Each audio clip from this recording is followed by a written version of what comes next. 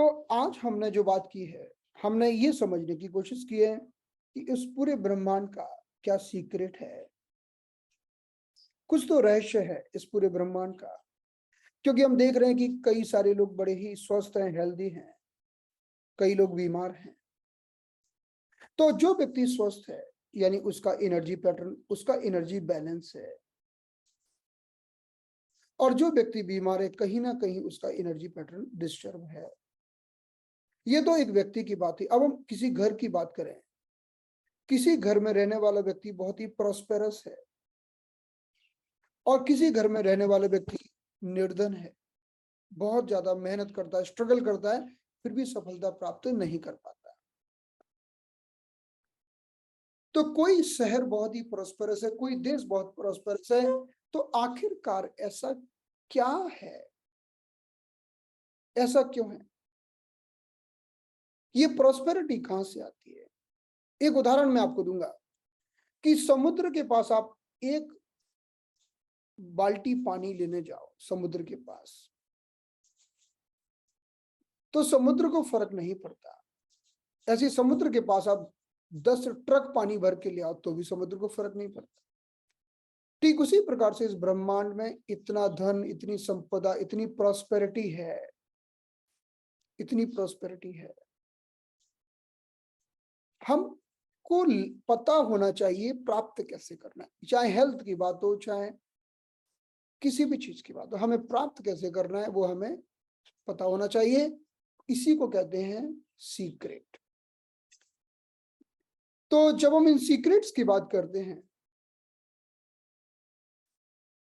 इन secrets को disclose किया गया है आई चिंग में। तो आई चिंग क्या है, कहां से आया, किसने दिया, इसके बारे में हम बात करेंगे। आई चिंग को 3 लोगों ने अनफोल्ड किया। आई चिंग का मतलब है कि इस ब्रह्मांड की एनर्जी रहस्य को समझना, उसे अनफोल्ड किया 3 लोगों ने। तो इनमें पहले व्यक्ति का नाम था फुक्सी। ये जैसे हमारे देश में कितने संत हुए हैं, साधु हैं, गौतम बुद्ध हुए हैं, और ऐसे बहुत सारे ऋषि मुनि हुए हैं। ऐसे कई ऋषि हुए हैं जिन्होंने आयुर्वेद की किताबें लिखी। ठीक उसी प्रकार से चाइना में बहुत पहले यानी 2800 क्राइस्ट एरा के पहले ये फुक्सी हुए। इन्होंने सबसे पहले 8 डायग्राम की थ्योरी दी। और फुक्सी ने ऐसा क्यों किया? फुक्सी देख रहे थे कि लोग परेशान हैं, लोगों को पानी नहीं मिल रहा है, बरसात के कारण ना होने के कारण परेशान है, लोग बहुत ही स्ट्रगल कर रहे हैं। तो उनको ये बताने के लिए, उनको समझाने के लिए, देखो पानी कहाँ बरसेगा, कब बरसेगा, आपको एक सही लाइफ जीने के लिए क्या करना चाहिए, उस उद्देश्य से इन्होंने एक ट्रायग्राम की रचना की और इससे सच में काफी लोगों को फायदा मिला। तो सबसे पहले इसकी रचना की, इसके बारे में खोज की फुक्सी ने 2800 बिफोर क्राइस्ट एरा। और उसके कई सैकड़ों सालों के बाद एक दूसरे व्यक्ति आए जिनका नाम था, जो राजा थे, वेन ऑफ जाओ। इन्होंने इसी को बहुत ज्यादा एक्सप्लोर कर दिया, इन्होंने इसी को फर्दर एक्सप्लोर किया और 64 हेक्साग्राम की रचना की। तो अब इन्होंने एक डायग्राम को फर्दर डिवाइड कर दिया, तो और ज्यादा एक्सप्लेनेशन हो गया, एक्सपेंशन हो गया। लेकिन लोगों के लिए अभी भी समझना इतना आसान नहीं था। इसको बहुत ही सरल भाषा में एक किताब के रूप में लिखा गया कन्फ्यूशियस ने। आज हम जो भी पढ़ते हैं इनके कारण समझ पाते हैं, क्योंकि इन्होंने इसे बहुत ही सिंप्लीफाइड किया। तो ये 3 हुए थे, ये संत जिन्होंने ये हेक्साग्राम की थ्योरी दी। इसमें 8 किनारे होते हैं, आप देखिए 1 2 3 4 5 6 7 8, जैसे एक जल है और एक फायर है, दोनों एक दूसरे को बैलेंस कर। एक है माउंटेन, दूसरा है वैली, दोनों एक दूसरे को बैलेंस कर। तो ऐसे हमारी इस ब्रह्मांड में जब एक चीज फायर ज्यादा हो जाए तो फिर इसे कहते हैं एनर्जी डिस्टर्ब होगी, तो लोग परेशान हो जाएंगे। शरीर में फायर बढ़ जाए तो हम परेशान हो जाएंगे। तो हमें उसके अपोजिट फोर्स के माध्यम से उसे कैसे बैलेंस में रखना है, इसी थ्योरी को 8 ट्राइग्राम में दिया गया है और बहुत ही ढंग से समझाया गया है। केवल शरीर के लिए नहीं, बल्कि शरीर के लिए, घर के लिए, इस यूनिवर्स के लिए, हर चीज को ठीक करने के। और फुक्सी के बाद जब किंग ने 64 हेक्साग्राम के बारे में बहुत डिटेल विश्लेषण दिया, तो हम देख सकते हैं कि 64 हेक्साग्राम इस तरह से दिखाई देते हैं। ये 64 हेक्साग्राम में हर एक, आप देखेंगे हर एक डायग्राम में 6 लाइन है। इसका स्पेशल मीनिंग होता है। एक एक बॉक्स की एक अपनी स्टोरी होती है। जो एस्ट्रोलॉजिस्ट होते हैं वो ये देख के आपका भविष्य बताते हैं। जो एक्यूपंक्चरिस्ट होते हैं वो इसी को बैलेंस करके आपकी हेल्थ सुधारते हैं। जो vastu Shastri feng shui expert होते हैं वो इसी को बैलेंस करके घर का वास्तु सुधारते हैं। यानी इस 64 हेक्साग्राम में पूरे ब्रह्मांड की, घर की, शरीर की एनर्जीज बैलेंस करने के उपाय हैं। तो इसे समझना जरूरी है। कन्फ्यूशियस ने इसी को बहुत ही सिंपल वे में लिखा ताकि हम समझ पाए आज। तो चाहे एक्यूपंक्चर हो, फेंग शुई हो, ताई ची हो, सभी पर ये आई चिंग की थ्योरी लागू होती है। आई चिंग थ्योरी का अर्थ है इस ब्रह्मांड का एनर्जी रहस्य है, उसे समझना और समझकर उसे अप्लाई करना। तो इसमें सबसे पहली जो चाल, इस एनर्जी को समझने के लिए जो पहला स्टेप है वो हमें पता होना चाहिए कि यिन और यांग क्या होता है। हम देखते हैं कि यिन यांग को इस तरह से दर्शाया जाता है कि यिन के अंदर आप देख सकते हैं कि यिन यानी काला, काली जगह यानी यिन से दर्शाई गई है, तो ये यिन है। और जो व्हाइट है ये यांग है। तो कहते हैं कि यिन और यांग तभी बैलेंस रहते हैं जब वो एक दूसरे के साथ हो। जैसे गाड़ी चलाते समय बिना ब्रेक के गाड़ी को बैलेंस करना कठिन है। ब्रेक तो अपोजिट फोर्स है। चलते समय अगर जमीन में रफनेस ना हो, घर्षण ना हो, तो चलना कठिन है, हम स्लिप हो जाएंगे। अपोजिट फोर्स हमेशा सपोर्ट करती है हमारी। ठीक उसी प्रकार से अगर यिन है तो यांग होगा, यांग है तो यिन होगा। अपोजिट फोर्स होगी तभी जीव अस्तित्व होगा। अगर 100% यांग है तो मृत्यु है, 100% यिन है तो मृत्यु है। जब दोनों होंगे तभी जीवन संभव होगा। यहां पर आप देख सकते हैं कि काला यिन है, लेकिन उसके बीच में भी एक सफेद सरफेस दिखाई है कि यिन के अंदर फिर से यांग, तभी तो बैलेंस होगा। और इधर दूसरी ओर देखेंगे, आप देखिए ये सफेद सरफेस यांग है, इसके अंदर फिर से यिन दिखाई है, यानी यांग के अंदर फिर से यिन, तभी तो बैलेंस होगा। उदाहरण के लिए अगर सफेद सरफेस आप गाड़ी चला रहे हैं और स्पीड दे रहे हैं गाड़ी में, तो यांग तो हो गया स्पीड, और ब्रेक हुआ इसके बीच में पाई जाने वाला काला डॉट यानी यिन।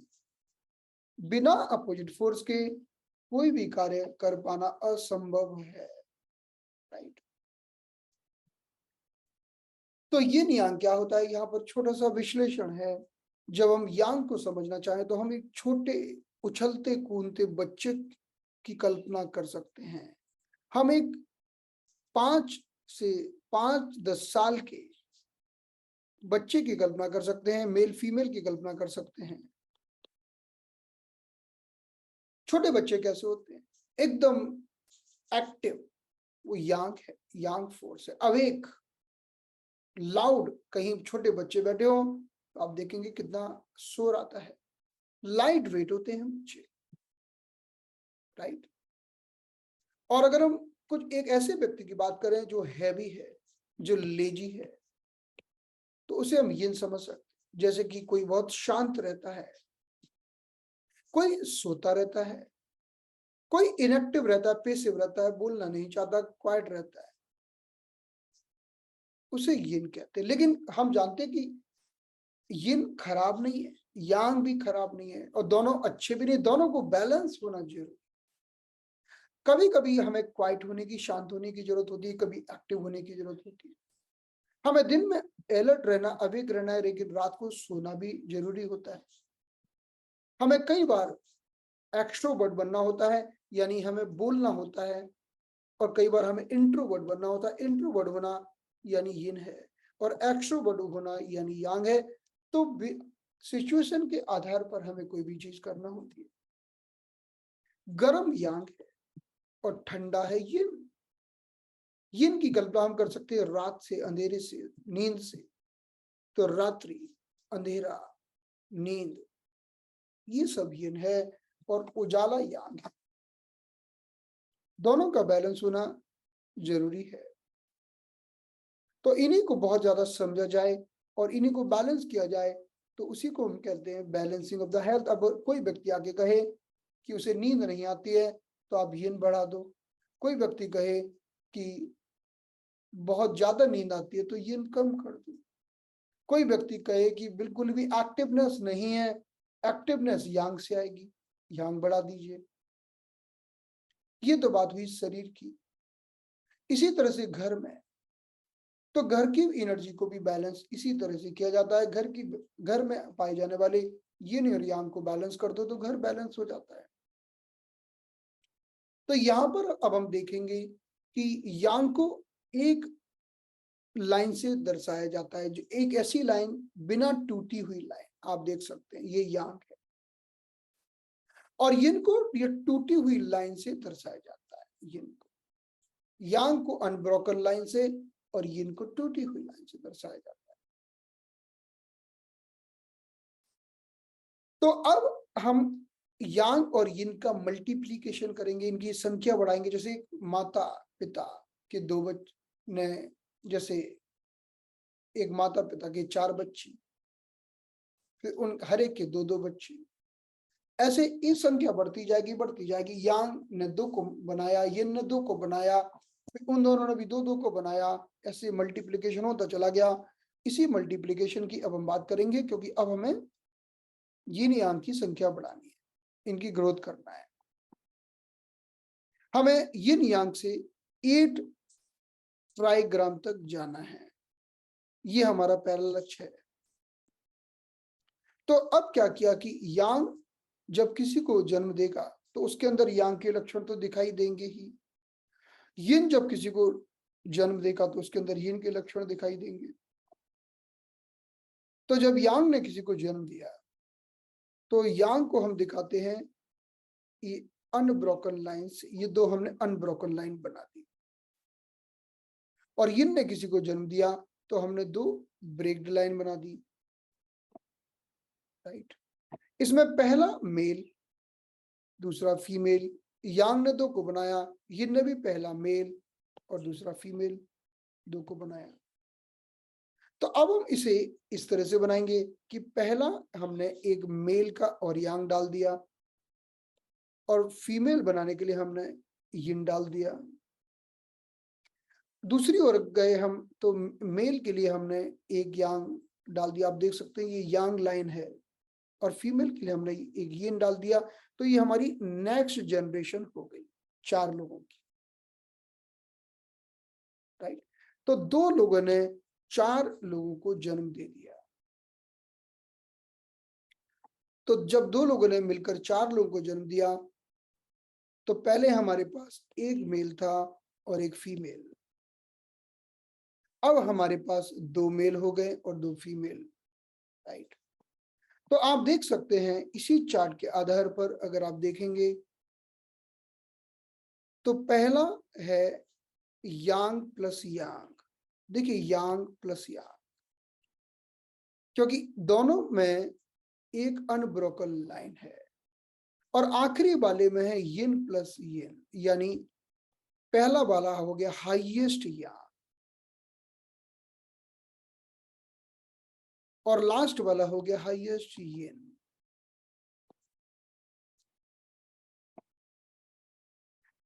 चाइनीज लैंग्वेज में हाईएस्ट को कहते हैं ताई, ताई यांग। ताई का मीन्स है मैक्सिमम, और ये हो गया ताई यिन।